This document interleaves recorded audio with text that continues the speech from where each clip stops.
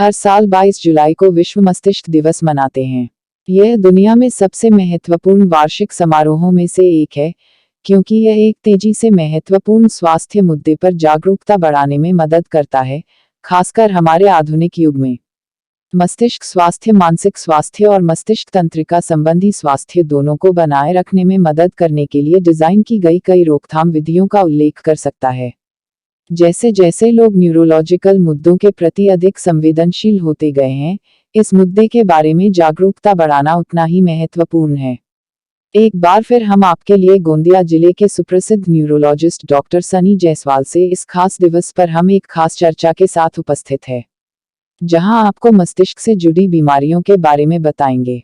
क्या है उपचार, क्या है इसके निदान और किस तरह से रखे ध्यान इस खास और विशेष चर्चा में। इसके पहले हमने बताया था कि गोंदिया जिले में कई लोगों के मुफ्त उपचार और शल्यक्रिया मरीजों की गई खुद के खर्च पर कई मरीजों को ठीक किया डॉक्टर सनी जायसवाल ने। तो आइए फिर एक बार आपसे रूबरू करा रहे हैं गोंदिया जिले के सुप्रसिद्ध न्यूरोलॉजिस्ट डॉक्टर सनी जायसवाल से। सुप्रसिद्ध न्यूरोसर्जन सनी जायसवाल सर हमारे साथ है। आइए जानते हैं कि क्या होती है मस्तिष्क की जटिलता और कौन सी बीमारी मस्तिष्क की सबसे घातक साबित हो सकती है। सर, पूरे देश में वर्ल्ड ब्रेन डे मनाया जा रहा है। आप एक न्यूरोसर्जन हैं।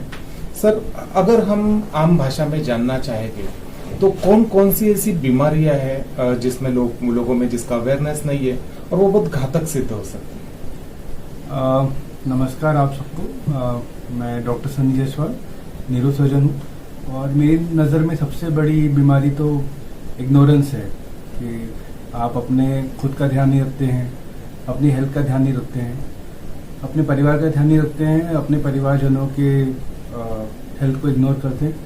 तो मेरी नज़रों में कोई ब्रेन की बीमारी इतनी बड़ी नहीं जो अज्ञानता या फिर इग्नोरेंस को पीछे छोड़ दे। तो मैं आपसे यही कहूँगा कि सबसे ज़रूरी है सजग बनना।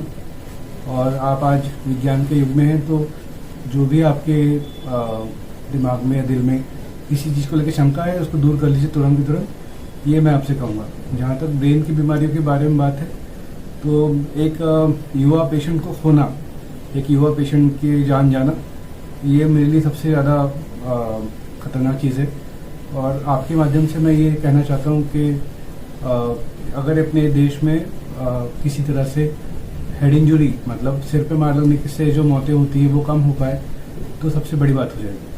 आज हम इस दवाखाने में जानकी न्यू लाइफ हॉस्पिटल में आए दिन पेशेंट्स को देखते हैं जिनके सिर पे मार लगती है और ब्लीडिंग होने की वजह से हम आज कुछ पेशेंट्स को बचा नहीं पाते।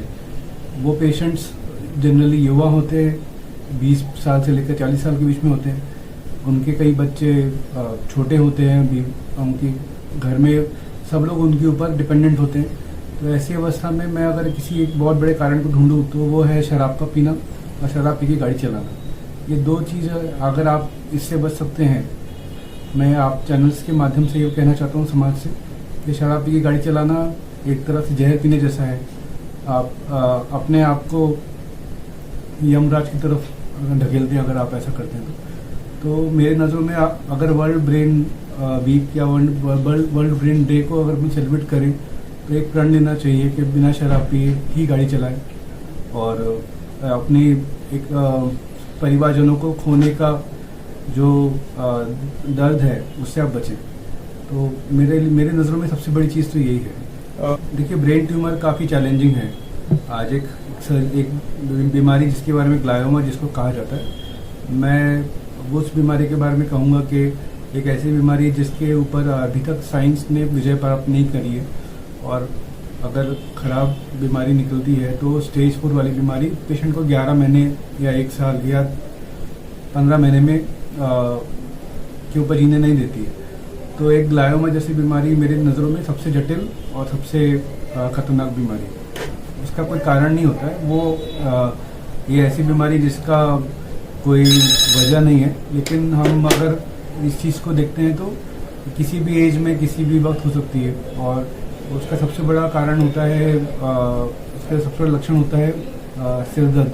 अगर आप हर सिर दर्द जो 6 हफ्ते से ज़्यादा रहता है उसको आप ठीक तरह से ठीक डॉक्टर से एडवाइस लेते हैं और अगर आपका सही स्टेज पे बीमारी के बारे में पता चल जाता है तो आप बहुत बार बच जाते हैं। मैं वही कहूँगा स्टेज 4 से अच्छा है स्टेज 1 में आके डिटेक्ट होना।